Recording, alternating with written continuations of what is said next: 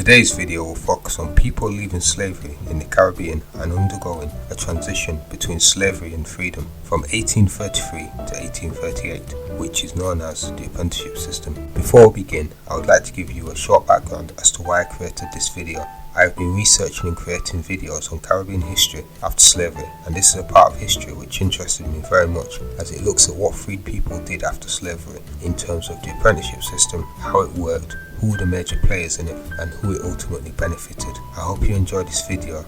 Immediately after the end of slavery, all freed slaves over the age of 6 were to become apprentices, as ruled by the colonial governments. The apprentices would remain on the plantations they were slaves on. The aim of this apprenticeship was to create a bridge between slavery and freedom. The intention of the governments was for this to last for a period of 8 years. This was a long time for supposed freed people and looked a lot like slavery. A law was created within the Emancipation Act, which stated masters and landowners had to provide food and lodging for freed slaves while serving an apprenticeship. To enforce this law, magistrates were appointed to stop masters charging for rent and food through extra work, though this did not happen as freed slaves were made to work extra for rent and for wages beyond the 40 hours stated in the Emancipation Act. The Emancipation laws required apprentices to work 40 hours, and any extra hours were meant to be paid for, but this rarely happened. Apprentices, as a result of these conditions, did not want to work but were coerced into doing so by armed military. Freed people faced further restrictions through masters charging high fees to leave the apprenticeship system. Freedom of movement, such as business ownership and self-employment, were forbidden by laws, which further oppressed freed people from expressing their new status.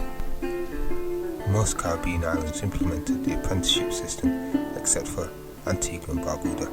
The reason for this was the ruling class thought freed people would look for work and enter into an employment situation because they needed food and shelter and would accept low wages.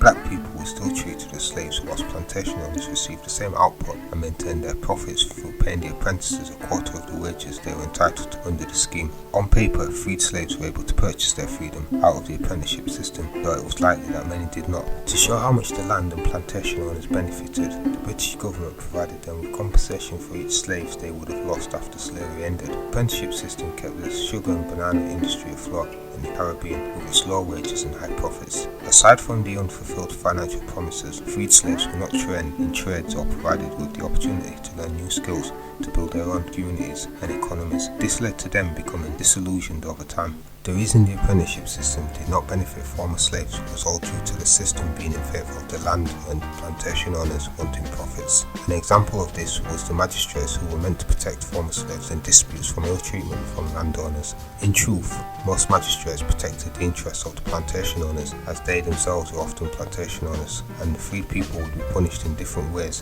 which included flogging and running on a treadmill.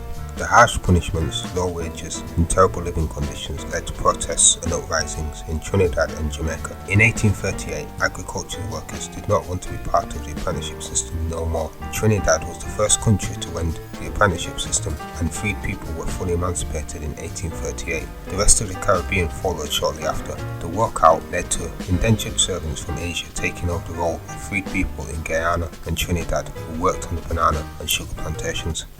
The apprenticeship system was a failure, as it was not a transition period for freed slaves, as they were still slaves under the guise of freedom. The intention of the landowners was evident in the treatments of the freed slaves when they did not work hard enough, and the replacing them with indentured servants when they left. Its sole purpose was to preserve profits.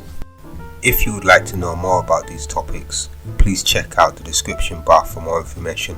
Please comment, like and subscribe, and until next time, thank you for watching.